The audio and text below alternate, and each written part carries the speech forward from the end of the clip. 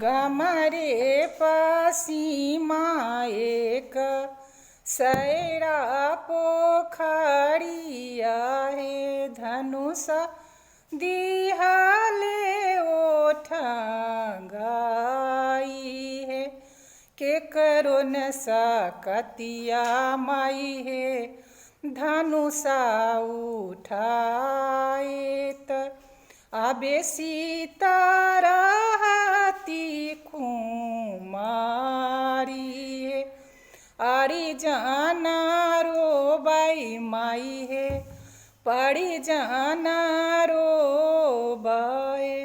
रोबथिन जाना कारी सी पीता है काहे लागी सीता है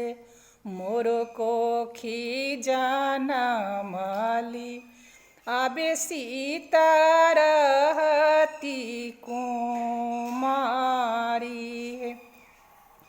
देसा ही देसा केरा बीरा भूपायाला धनुषा देखिए लौटी जाई है आड़ी जाना रो बाई माई है पड़ी जाना रो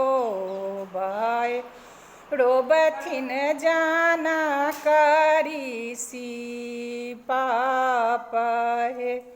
काहे लागी सिया है मोरो कोखी जाना माली आबे सिया रहती कुमारी है मुनि जी के संग दुई बालक आएला धनुषा काएला नाबो खंड है आड़ी जाना हंसई माई है पड़ी जाना हंसय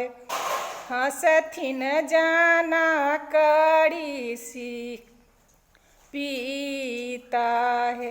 भले लागी सिया है मोरो कोखी जाना माली रामे चंद्र भेला दामाद है।